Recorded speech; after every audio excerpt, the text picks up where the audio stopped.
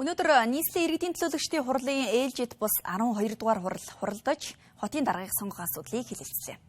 Нийслэлийн иргэдийн төлөөлөгчдийн хурлын төлөөлөгчдийн 80% нь нийслэлийн засаг дарга бөгөөд Улаанбаатар хотын захирагчаар пүрэв давгийг томилохыг дэмжиж, нийслэлийн иргэдийн төлөөлөгчдийн хурлын шийдвэр холбогдох баримтчгийг ерөнхий сайдад уламжлахаар болжээ. Тэгвэл нийслэлийн иргэдийн төлөөлөгчдийн хурлын дараагаар цаг хүрэхгүй хугацаанд ерөнхий сайд батламжилж, пүрэв давг Улаанбаатар хотын 37 дахь дараагаар сонгогдлоо. Нийслэлийн иргэдийн төлөөлөгчдийн хурлаар Монгол Ардын намын удирдах зөвлөл, нийслэлийн Монгол Ардын намын хорооноос, нийслэлийн засаг дарга бөгөөд Улаанбаатар хотын захирагчид Монгол Ардын намын удирдах зөвлөлийн гишүүн нарийн бичгийн дарга пүрэв давгийг нэр дэвшүүлсэн. Улмаар нийслэлийн иргэдийн төлөөлөгчдийн ээлжид бос 12 дугаар хурлаар нийслэлийн иргэдийн төлөөлөгчдийн 80%, хуралд оролцогчдын 92.3% саналаар пүрэв давгийг нийслэлийн засаг дарга бөгөөд Улаанбаатар хотын захирагчид томилохыг дэмжсэн юм а. Туул хурдны зам бол явах ёстой. За энэ бол манай Улаанбаатар хотын хөгжлийн дараачийн түвшинд авчрах зам. Туул хурдны замдаа түшиглээд тойрог 1-2 дугаар зам маань бол түшиглээд явна. Ингэж манай Улаанбаатар хот маань бол замын төвчрэл гэдэг зүйлээсээ бол ангижирна.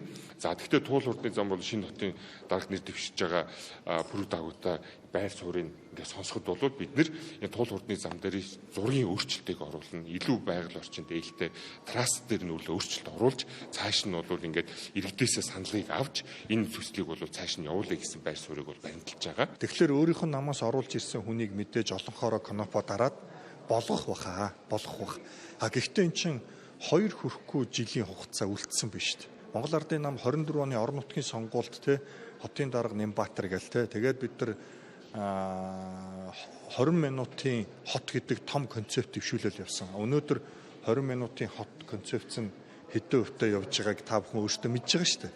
Нэг ч хууль батлагдаагүй, засаг захиргааны нэгжид хуваагдаагүй ийм л байдалтай байна шүү дээ, тийм үү? Тэгэхээр энэ 2 жилийн хугацаанд энэ шинээр томилогдох хотын дарга нь одоо хэр ажиллахыг хотын иргэд хэдүүлээ бас хамтдаа харъя. Тэгээд дүнгээ 2028 оны орон нутгийн сонгуульд бас тавья. Дарга нар орж ирэхээр өөрийн багаа бүрдүүлээд бүгдийг хуугаар нь хамаад одоо үндсэндээ нэг өөрийнхөө дагагчдыг авчираад нөгөөдөл нь төрийн албаны ямар ч дуршлаг мэдлэг байхгүй за жинхэнэ одоо мөнчгөрөөрөө явж байгаа мэрэт зарчмаар явж байгаа олон жил энэ амьдралаа төр зориулсан эдгээр хүмүүсийг ажил төрлөөр дарамталдаг зүү ус гарын үсэг нэгтдэг ийм тохиолдлууд их байдгийг би бас хотод 6 жилгаар ажиллаж байгаа хүний хувьд сайн мэддэг учраас түүнийг л одоо пүрэв давгад хотын даргад шин даргад би захиж хэллээ. Одоо энэ автомобилийн татварыг гинтийн супервизорээд шууд 5 дахин нэмдэггүй биш.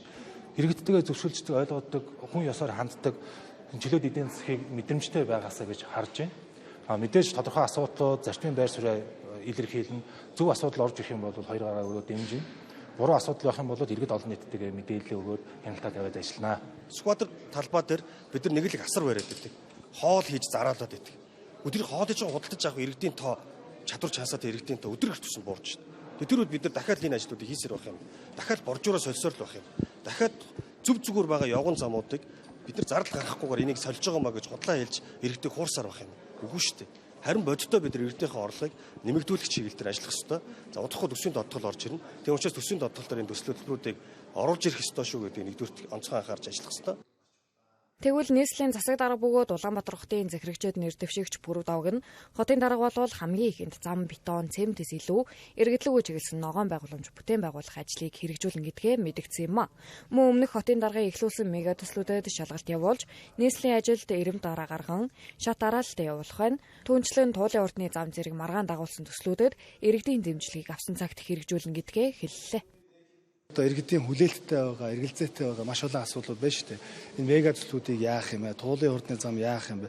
Боржуур ягаа солиод байгаа юм бэ гэх мэтлээ иргэдийн энэ асуултууд дээр маш одоо оновчтой шийдлүүдийг шат дараалан та бүхэндээ мэдээлж явах болно. Туулын хурдны зам дээр маш олон эргэж харах асуудлууд байгаа. Хамгийн нэгдүгээрт энэ одоо байгаль экологийг эвдэж энэ том төсөл явуулах асуудал байж болохгүй шүү дээ. Тэгээ энэ дээр дахиад байгаль орчны үнэлгээ, дүгнэлт, иргэдийн маань санал хүсэлт тийм ээ. Бид нар ч одоо нэг ганцхан туул голтой шүү дээ. Би өөрөө туул голлын хувьд бас шумбж өссөн хүүхдийн хувьд бол энэ мега төсөл явах хэрэгтэй. Гэхдээ байгаль орчныг эвдэж явж болохгүй гэсэн зарчим дээр зогсон.